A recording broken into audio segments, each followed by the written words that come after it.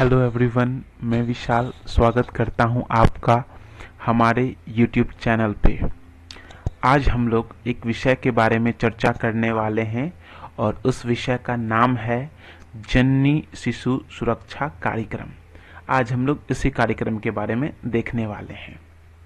तो सबसे पहले मैं आपको ये बता दूं कि हेल्थ ये जो सब्जेक्ट है ये स्टेट के अंडर में आता है, यानी स्वास्थ्य की जिम्मेदारी किसकी है?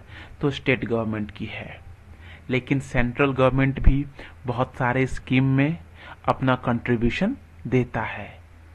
इनफैक्ट स्टेट से ज़्यादा कंट्रीब्यूशन वो सेंटर का भी बहुत सारे स्कीम में देखने के लिए मिलता है।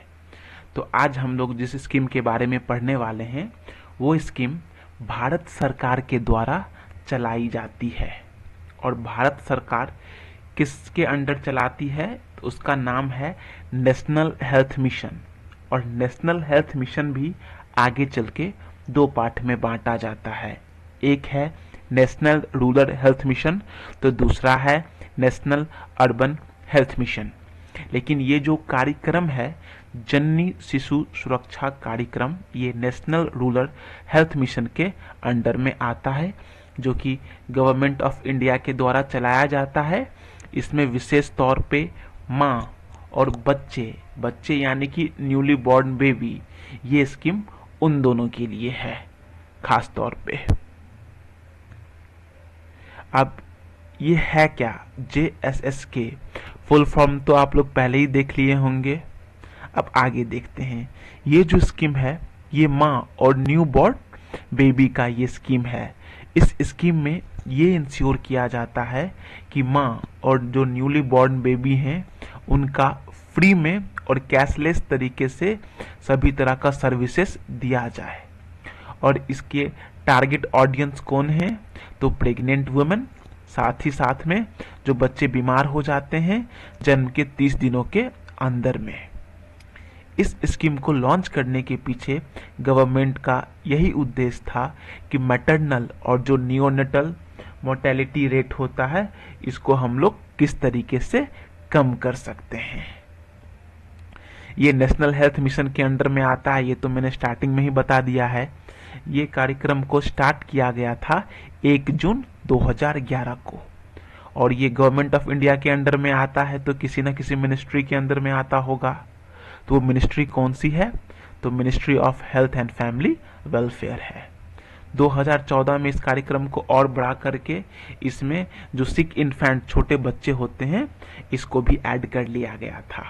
और ऐड करने के पीछे यही मकसद था, जो माँ अपने बच्चे को जन्म देती हैं या जिस बच्चे का अभी नया नया जन्म हुआ हो और उस बच्चे को मेडिकल हेल्प की रिक्वायरमेंट पड़ गई या किसी भी तरीके का जांच कराना है, दवा का ज़रूरत है, तो इसमें घर वालों को अपने पॉकेट से रुपए खर्च करने की आवश्यकता ना पड़े।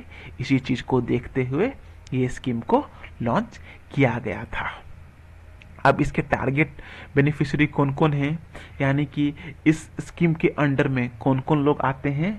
तो पॉइंट नंबर 1, सभी प्रेग्नेंट वुमेन इस स्कीम के अंडर में आते हैं, चाहे वो BPL से हो या APL से हो। चाहे वो जो प्रेग्नेंट वुमेन है वो नॉर्मल तरीके से बच्चे को जन्म दे या सी सेक्शन तरीके से बच्चे का डिलीवरी हो। और कोई भी बच्चा जो जन्म के लेकर के 30 दिनों के अंदर में अगर वो बीमार पड़ता है, किसी भी तरीके से डॉक्टर की देखभाल की रिक्वायरमेंट है, तो सभी बच्चा इसके अंदर में आ सकता है। इसमें माँ को कुछ सुविधाएं मुफ्त में मिलती हैं, जैसे कि ये ANC चेकअप करवा सकती है मुफ्त में, फ्री इंस्टीट्यूशनल डिलीवरी यानी कि वो हॉस्पिटल में जाकर के बच्चे को जन्म दें, इसके लिए कोई पैसा नहीं लगेगा। पहले जन्म देने का काम ये घर में हुआ करता था। फ्री C सेक्शन यानी कि अगर सर्जरी भी होगा तो वो मुफ्त में किया जाएगा। बच्चे के जन्म देने के बाद भी किसी तरह का अगर माँ को केयर का रिक्वायरमेंट है वो दिया जाएगा। माँ को जो भी मेडिसिन की रिक्वायरमेंट होगी, किसी भी प्रकार का जांच हो या माँ को हॉस्पिटल में रहने के दौरान खाने पीने की अगर ज़रूरत हो, तो हर एक सुविधा इस स्कीम के अंडर में कवर किया जाता है। माँ अगर बच्चे को नॉर्मल तरीके से जन्म दे रही हैं, हॉस्पिटल में हैं, तो 3 दिन तक उन्हें खाना भी मिलेगा। और अगर C सेक्शन से हो रहा है तो 7 दिन तक हॉस्पिटल में उनके खाने की सुविधा भी देखी जाएगी।